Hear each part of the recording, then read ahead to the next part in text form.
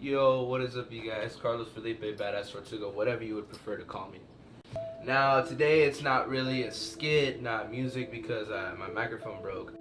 I'm basically just going to be telling you guys a little story about my life. So before I get right into this video, I want to make sure you guys, right now, as I'm saying this, subscribe to this channel, like the video right now. Like, you have 2 seconds to like this video. Comment down below and check the description for all the cool stuff when you're finished watching this video. Alright, so let's go back in time to when I was maybe in 3rd grade, I like to say. Now, just imagine little chubby, really chubby, fat, long hair, Dora looking headed ass Carlos roaming across the ghetto apartments, and he bumps into this girl. Now, this girl wasn't your ordinary Latina girl. I'm talking, she was mean. Like, you ever seen those girls who are always like dramatic about what they say? This was her. I liked her, and I was like, bro, I gotta get it. So basically, I knew her already, you know. I had already seen her. I was friends with her sister and stuff. Note the fact that her sister is maybe 3 years older than her. I was like obsessed with her sister until I met her. And I was like, well, if I can't pull her, I'm gonna pull her. And I don't know exactly what happened. I don't know what it was that happened, but I remember I had asked her out or something, and she had said yes. And I don't know why she did, but she just did, and it was weird. I didn't know how to do anything at the time. I didn't know what a kiss was. I didn't know how to hold hands. I just did this and that.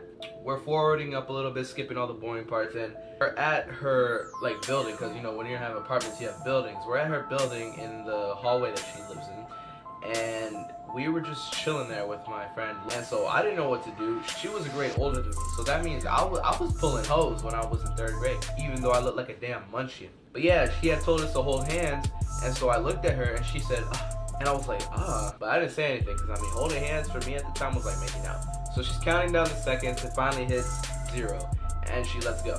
In my head, I was like, this girl's crazy. After it, she started hitting me. Me being a guy, I had to show her that I was a man and I was capable of taking all these punches. So I was taking them, blah, blah, blah. And then, but on the inside, I was like crying like a little girl.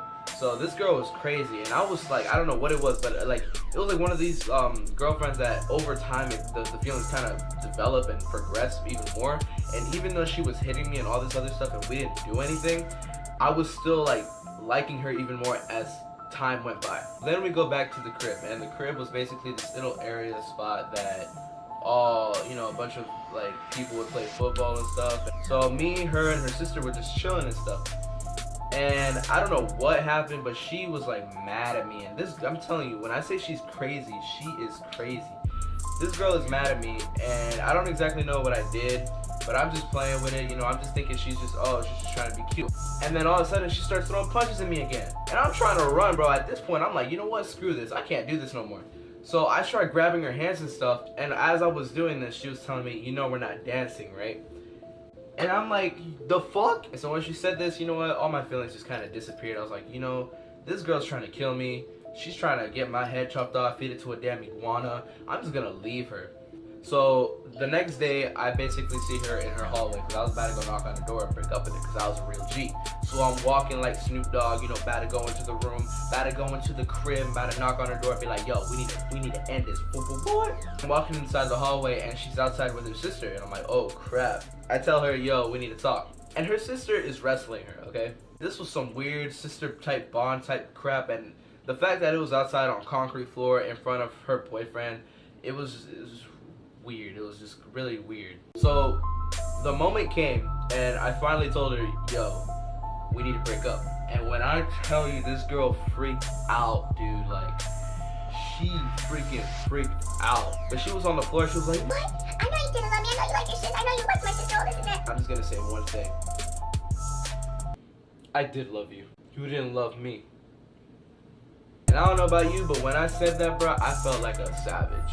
But the funny thing is, I actually saw her a couple months ago at Ross in like somewhere in Altamont or something. Moral of the story, don't find a crazy girlfriend. Exhibit A. I was pulling hella hoes.